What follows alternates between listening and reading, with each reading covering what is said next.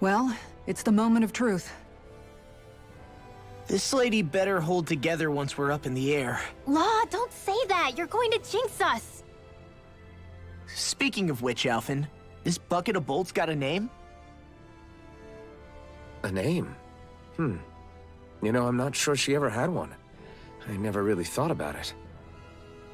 Well, after all the trouble we went through to find her, we should give her one, right? I was thinking something like... Fall Knights. Huh? It means owl in the ancient tongue. Literally, the one drawn to the skies.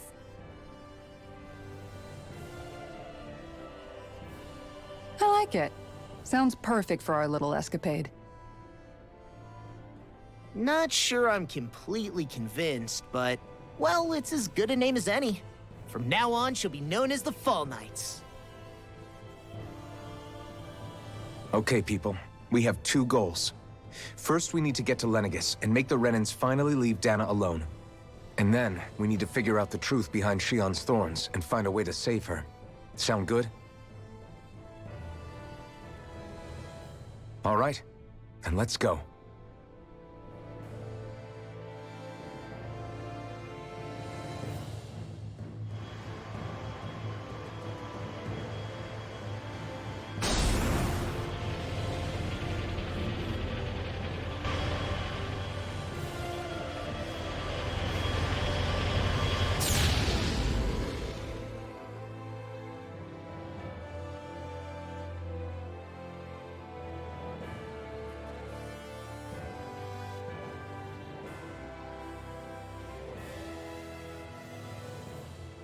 You know, I can still hardly believe it. Believe what? I mean, just look at it. The whole of existence, crammed inside a tiny frame. Now that you mention it, I guess you're right. It does look more like a painting than a living, breathing world. From up here, all the struggles we've been through feel so insignificant. Nothing like realizing how small you are to put everything into perspective. Kinda makes the differences between the Renans and the Danans feel pretty small too, huh? How much longer until we reach Lenegis? There are better ways to use your time than napping. We should take a moment to familiarize ourselves with the facilities on board before arrival. Good idea. The starship may end up serving as our base of operations once we're down there. Think you'll be all right with the controls? You mean the one set to automatic pilot? I dare say I'll manage. I'm basically just here to supervise. In that case, she's all yours. Everything okay, Shion? You seem a little different. Different? Like in a bad way different? No, not at all. You seem more driven lately, like you found a zest for life. It suits you. So, you might think with me being, I don't know, me, maybe I'm all like, oh, this is terrible that we're going into space in a fantasy RPG game. But this actually doesn't bother me. Partially because the very beginning of the game established that there was already a space involvement, and so the chances of going to Lenegis seemed pretty high from the very beginning. But also because fantasy games having space exploration involved in them near the end of the game is something that just happens a lot. I mean, you can go all the way back. I'm sure you can go back further than this, but the first one I can think of is in Final Fantasy IV, where, you know, you get the moon whale or whatever it's called, the spaceship, and then fly to the moon and fight on the moon. Like, it just happens. It happens a lot in fantasy games, and it really doesn't bother me as long as it's well established in the story. I just wanted to throw that out in case people were like, maybe that's why he's grumpy. No, it has nothing to do with that. It really comes down to character, and like I said, they're starting to redeem it again. So we'll see how it goes.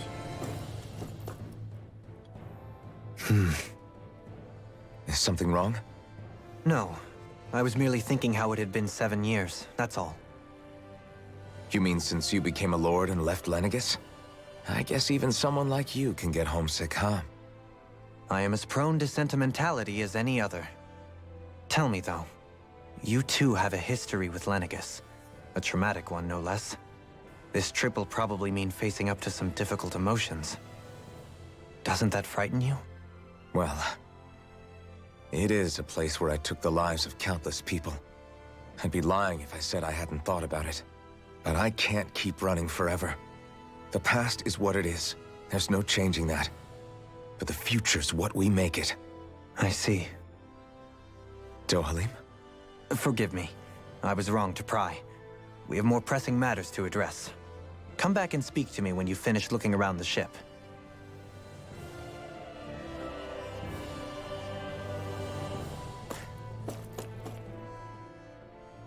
We'll be going to Lenegis soon. This must feel like a homecoming of sorts to you, huh? What was life on Lenegis like back then? You know, before you came to Dana. Let's just say, I don't have many happy memories. I've had thorns my whole life. For as long as I can remember. They called it treatment. But in truth, they were just using me as a guinea pig for their research. You mean, they experimented on you? That's right. All I was to them was a riddle to solve. They poked and prodded me, trying to figure out what triggered my thorns or changed the form they took. Day in and day out, every single day, one test after another. I'm still surprised they didn't try to dissect me. The look they gave me whenever one of them touched my skin. How could I forget it? Reeling from the pain, like I was a monster or something. Some existence, huh? A blight on any I touched. Helplessly complicit in their pain. I thought things couldn't get any worse. But then they did. I started to have nightmares, visions of the coming apocalypse. Is it any wonder I lacked a cheery disposition? Unable to so much as touch another soul. Loneliness was my best friend. Sure, I survived, but with the knowledge that one day I'd be swallowed up by oblivion. And that's when it hit me. If I was going to die, then it should mean something. If I have to sacrifice myself to save the world, so be it. I'm sorry. I didn't mean to make you relive that. No, it's fine. I'm in a much better place now. You say it's your destiny to die so that others can live. But why not the other way around? Why shouldn't we be the ones dying to save you? Are you crazy? Why would you sacrifice your life for... That's exactly my point. Why should you have to give up your life just because you drew the short straw in the destiny stakes? How is that even right? It's that logic that's used to justify slavery, as if some of us were just meant to be sacrificed. This struggle was never about saving only ourselves. But that doesn't mean we have to give up our own lives to save everyone else's either. If we're doing this to protect people, if we're doing this to save the world from destruction, then that has to include saving each other as well. A world free of sacrifice. That's what you've been fighting for all along, isn't it? Not just me. We're in this together, remember? This fight is yours too, Xion. If we're going to win, everyone has to win. There can be no room for losers in this fight. Now I see it. The true nature of our struggle. A victory without losers. But that means that a Danan victory over Rena can't be the end. Do you think we can pull it off? You bet we can pull it off. We have to. It's the only hope we have of things ever changing. Yeah, you're right. No one's ever changed the future without aiming for the stars. We can do this. Together.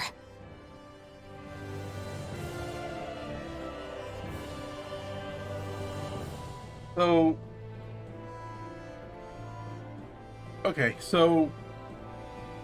First off, somebody's got to lose, because I'm pretty sure that lady in red, whoever she is, or whatever they are, or whatever she is, or whatever, I don't know what was going on with that, but what the lady in red thing, I don't think it's just gonna go, oh, well, you know what, you make a good point, let's all be friends from now on.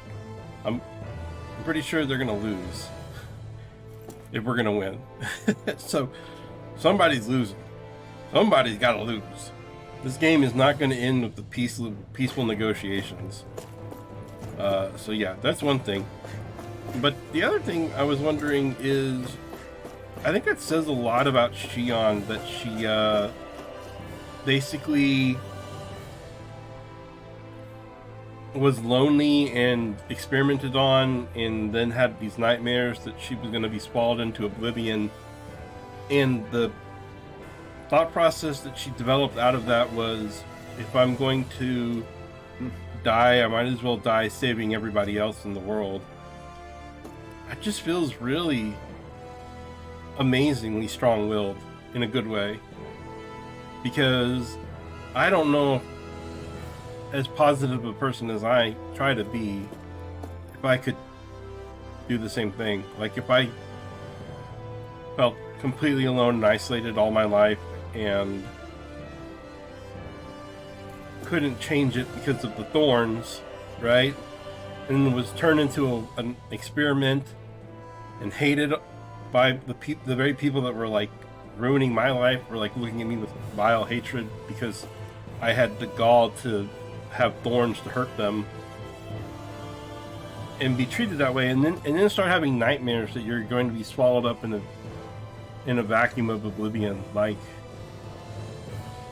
what would you do? Like, maybe start to go like a little bit crazy, right? Like, I would think you start to want to use your thorns to like start taking over things and become powerful. Like, if you're gonna suffer it alone, at least suffer with, you know, luxury, power, you know, make people fear you because you're powerful. Like, that her story is the kind of story that a lot of villains are built on, not heroes. I think it's a really amazing that her personality was one to be heroic rather than go that other route. That's a really strong-willed character, and I respect Shion a lot for that. That's all I wanted to say. Like, I went a little sour there, I'm sorry, but I do think it's like an amazing thing when you think about it.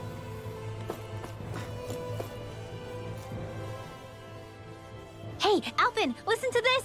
So Law and I were just talking and... Hey, shut up! What's got Law all flustered? Only that he's afraid of flying, the big baby. And after all that fuss he made about naming the ship, too. Hey, I never said I was scared. I just think it's, you know, a little unsettling how we're going to be cruising through space in a glorified tin can. That's all. It's a starship, dummy. That's what it's supposed to do. I don't think there's anything strange about it. Well, maybe you're the one with the problem then. Guys. I'm no expert, but I think we can trust Renan technology. It got me to Dana in one piece, remember? Oh, that's a good point. If you think so, Alvin, it must be okay. Don't you agree, Law? Hard to argue with that, seeing how you hitched a ride in one of these things before, Alvin. It's just wrong, okay?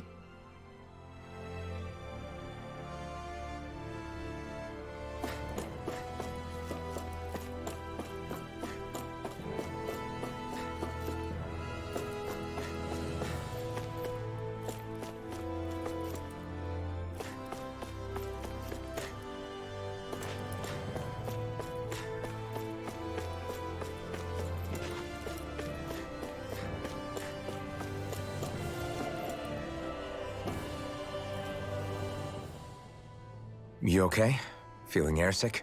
Actually, now that you mention it, not at all. These starships are a remarkably smooth ride, all things considered. Nothing like being at sea, thank goodness. Glad to hear it. That device there caught your eye, huh? I was just wondering what it is. It looks big enough to fit a person inside of it. It's a healing pod. It fixes injuries and illnesses. Oh, you don't say. That should definitely come in handy if any of us get injured while we're down there. Alphen? Was it something I said? No, I was just thinking back to when I escaped Lenegis, that's all. What with the ceremony and losing control, I was a total mess. Naori laid me inside here.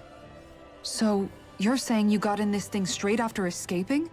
But that'd mean You were inside for 300 years? Yes, it sounds crazy, I know. But don't even ask me why I stayed asleep all that time.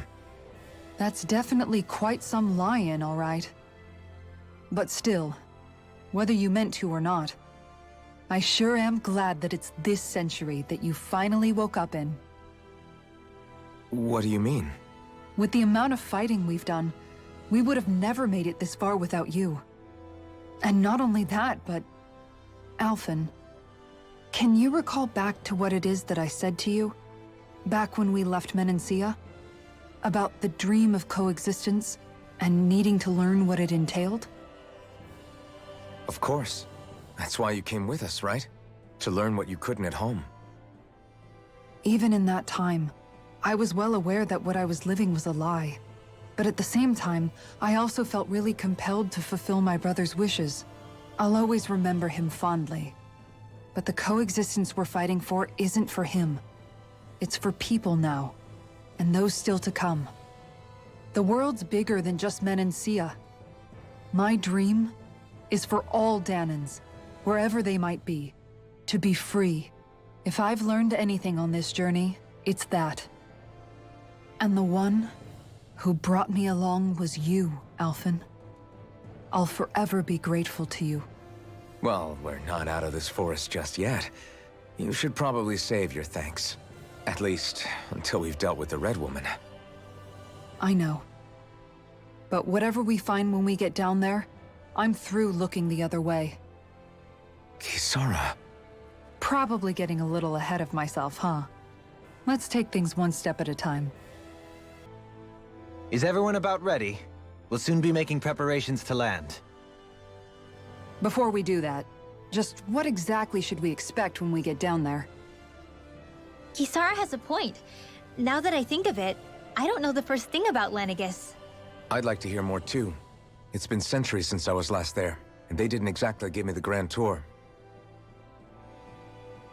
Very well. First and foremost, Lenegis was the base of operations in charge of the crown contest on Dana. Of course, it also happens to be a city in its own right, complete with its own independent society.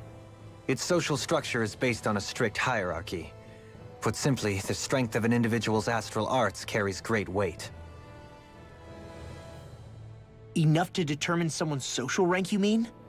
But astral arts are innate, right? So people's positions are fixed at birth. They can be honed with the right training, and there are admittedly other factors at play. But yes, that's basically the gist.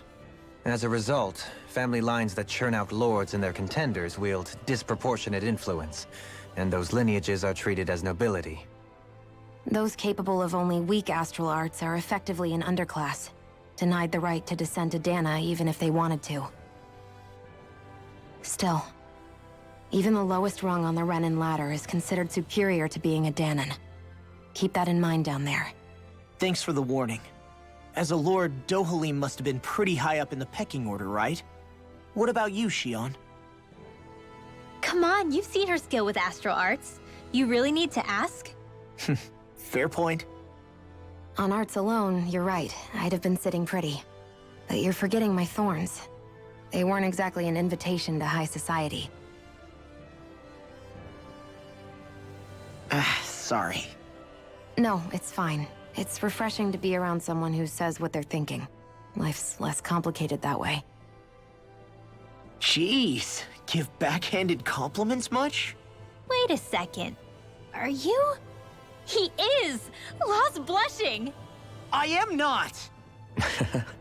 Of course, separating people into castes based on something arbitrary like arts is discrimination at its worst. As if such simplistic criteria could ever be a measure of someone's worth. So this Red Woman, are we expecting to find her on Lenegis? I would wager so. Lenegis is too deeply involved in all this to discard the possibility. Chances are she's also connected to the Renis Alma being stolen from us in Pelagian. If the Renis Alma is being used to exploit Dana, we need to take it back at all costs. That Red Woman's got a lot to answer for. Just as well I've got a ton of questions. We're about to land. The descent could be a little bumpy, so brace yourselves. If there are clues about your thorns out there, Shion, we'll find them.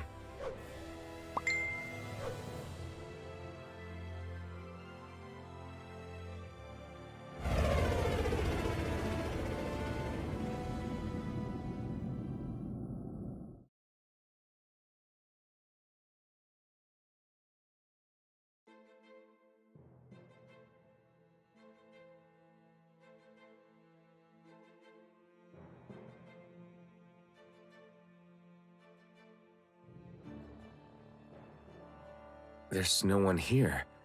I wasn't expecting a welcome mat, but still. Lenegis' infrastructure is largely automated.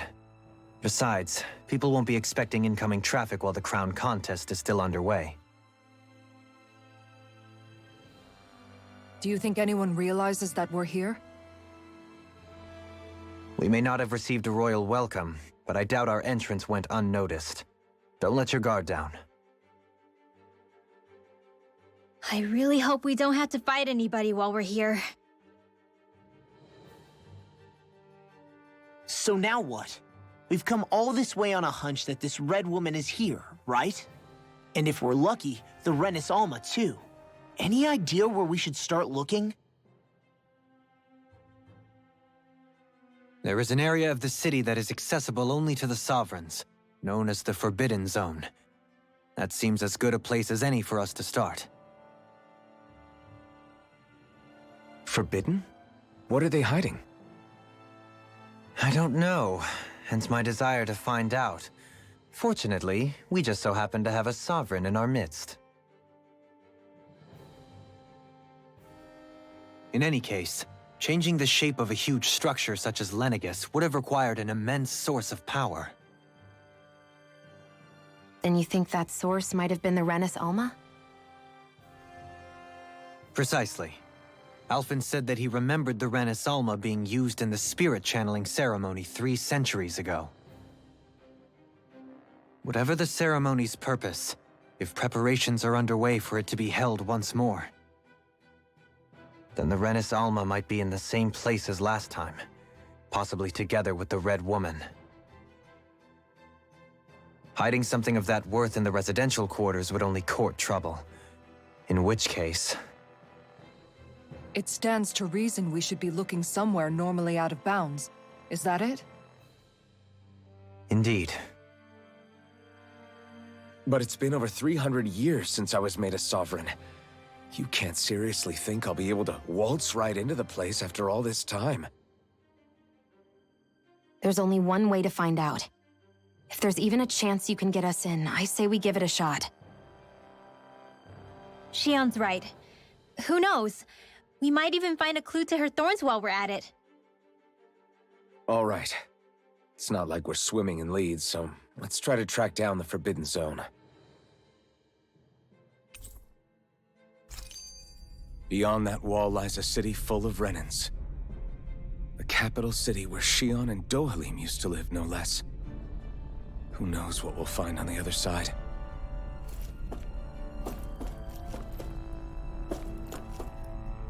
So my only complaint about that whole thing was that they were like, if there's Secret Seer's thorns, we're gonna find them. And I'm like, they just had a conversation like 5 minutes ago where she was like, talking about how the Renans were experimenting on her all through her childhood, trying to figure, like, if they don't know, then why are we thinking they're gonna be some magical, oh, that must be what it is moment, you know what I mean? Like, of course there's going to be a magical moment, but why would you think that there's going to be a magical moment?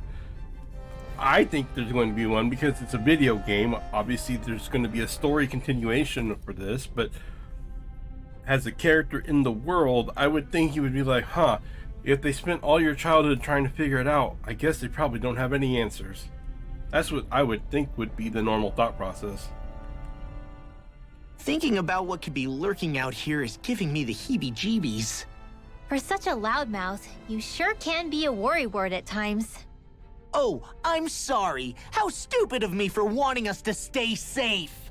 Would you two children stop squabbling? Or do you want everyone to know we're here? So how many Renans actually live in this place? I couldn't tell you exactly. though not as many as you might expect. Machines and Zeugles take care of most of the city's basic functions. There's Zeugles out here too, huh? Sounds like we can't afford to let our guard down after all.